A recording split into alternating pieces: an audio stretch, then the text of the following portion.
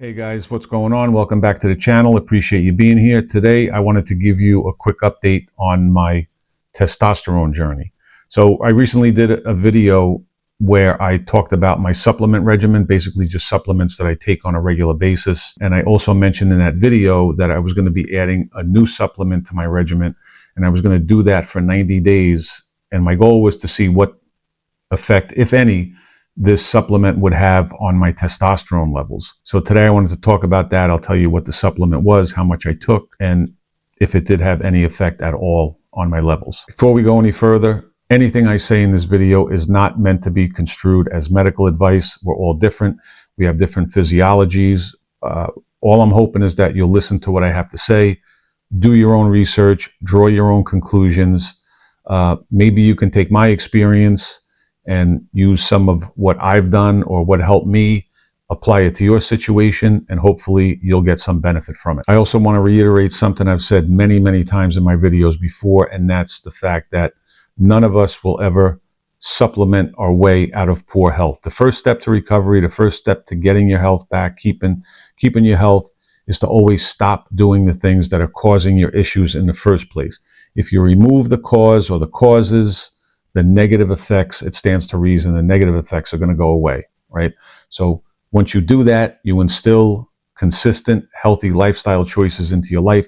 You can certainly add supplements to help supplement or bolster or better your results. So there are a lot of moving parts when it comes to our total testosterone picture.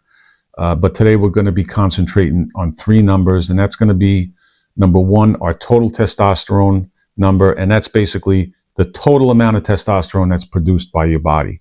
Number two, we're going to talk about the free testosterone level. Free testosterone is the bioavailable or the readily available testosterone in your body that your body could use right away. Now, the difference between those two numbers is going to be something called, one of the proteins in your blood is called SHBG. And this SHBG, sex hormone binding globulin, will bind onto some of your total testosterone. And when it does that, it basically locks it up to where it's now not bioavailable. It can't be readily used by your body. So that's going to drop the amount of free testosterone in your body. Now, again, there are a lot of other moving parts when it comes to the whole testosterone picture. We have things like DHEAS, estradiol, which is a form of estrogen in our bodies. You always have to look at your vitamin D levels, cortisol levels. They all come into play when it comes to this. But again, the endocrine system, our hormones, very complex. They all affect each other. But today we're going to keep it above board and just talk about those three main numbers that I just spoke about: our total testosterone, SHBG, and free testosterone. So for those of you that don't know, I was a law enforcement officer for 32 years. During that time, I was under a lot of stress. Most of it was self-induced because of my piss-poor lifestyle. I had horrible, horrible sleep habits for the better part of 30 years. In retrospect, I thought my diet was okay, but looking back, it definitely wasn't. I ate a lot of fast food. I live in New Jersey, which is the land of the 24-hour diner. I was in and out of diners pretty much my whole life. For most of my career, my weekends usually turned into some kind of booze fest. And it was around that time in my late 40s when life really proved to me that what we always say, the old adage, you certainly can't out-exercise, you can't out-train a bad diet or a bad lifestyle. Now, testosterone, to be honest, I had never educated myself on it, so it really wasn't on my radar. But I can remember back around that time, sometime in my late 40s, having a physical exam, and I did get, I had some blood work done, I did get a total testosterone level. And back in the day, around that time, this number always sticks out in my mind. It was 395 nanograms per deciliter. Now, we measure the scale for testosterone levels.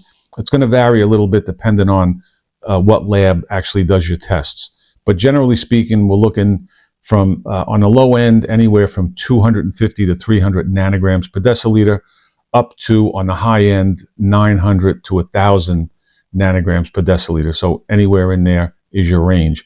Certainly, looking back in retrospect, that 395, I did have low testosterone at the time. Now, some of the biggest causes for low testosterone Aging, they say that it's just a natural progression with age that you are going to lose some testosterone as time goes by. I guess that makes sense. Chronic stress, certainly guilty of that. Chronic stress is going to keep your cortisol levels elevated, and those high cortisol levels are going to naturally lower your testosterone level. Poor sleep, definitely guilty of that. Like I said, for the better part of 30 years. Our testosterone is actually produced in the body while we sleep. So if you have no sleep, broken sleep, poor sleep, it's definitely going to affect the production of testosterone in your body. Obesity. Obesity is one of the big ones. 75% of us are overweight or obese. Fat cells or fat tissue will actually take your testosterone and convert it into estrogen. Nutrient deficiencies. Some of the big ones, the vast majority of us are deficient in vitamin D, deficient in magnesium, possibly deficient in zinc. And those are some of the biggest deficiencies that we have that are going to directly affect the production of testosterone in the body. Low cholesterol levels, the whole idea, this whole phobia on cholesterol, we could talk about maybe in another video, but testosterone is actually is made in the body from cholesterol. So if you have low cholesterol levels, it's definitely going to affect those testosterone levels. Certain medications, there's a lot. So again, as you can see, there's a lot of things that are going to affect the overall levels of testosterone and testosterone production in the body. So moving forward now, I make it through my late 40s. I make it through my 40s with my 395 testosterone level. And now I turn 50, and that's when reality really smacked me in the face. And, my days of thinking that I could overcome my shitty lifestyle, my lifestyle transgressions, just by upping my weight on the bench press, those days were over. I came to the realization that it was an extremely flawed strategy. I had to start making some changes, which is what I did. I started making overall better lifestyle changes. I did have some slip-ups on the way, but I guess that's natural. We all do that. I certainly started paying much more attention to my diet. I started to educate myself on nutrition, cut down drastically on the booze. I tried to decrease my stress as much as I can. I removed myself from situation. I cut out certain people from my life, people that I knew weren't going to help my cause and possibly, drag me back down. My weight stabilized. I'm about 6 feet tall, and for many years now, I've been hovering around 190 pounds. Back in the day, I was upwards of 225 pounds, and it certainly wasn't good weight. So I was able to get my weight pretty much stabilized. I had a couple of medical exams during that time that I can remember. My general blood markers always looked good. I thought I was on the right path. But again, the testosterone thing, it just never really registered, and it wasn't something that I concentrated on along the way. So now we fast forward to about 3 years ago. I'm now 58 years old, and I went and had an exam, and I had some blood work done. And I did get my testosterone tested at that time, but I only got the one reading, which is the total testosterone. So at 58, my testosterone came back at 662 nanograms per deciliter, which means throughout the course of my 50s, what I was doing, I unknowingly raised my testosterone levels almost 300 points. So basically throughout my 50s, my testosterone level went up, contrary to the mainstream narrative. I was able to bring it up, again, unknowingly, by about 68%. But again, at that time, when I did get that total testosterone of 662, it still didn't register with me. I've changed my strategy since of just believing, having blind faith in the doctor. He just told me everything was fine, and I didn't realize that there were other parts to the picture, the SHBG, the free testosterone levels, and a lot of the other things that I mentioned earlier. So I did then start to do my own research. I wanted to educate myself on it. And then I started to realize that, hey, it's not just that total testosterone number. We have to look at other things too. The main one is that free testosterone, how much is actually available for your body to use. So now we'll jump up to January of 2025. I'm now 61 years old, and I go for more blood work, another physical. I get some blood work done, and my total testosterone had gone up to 712 from the 662.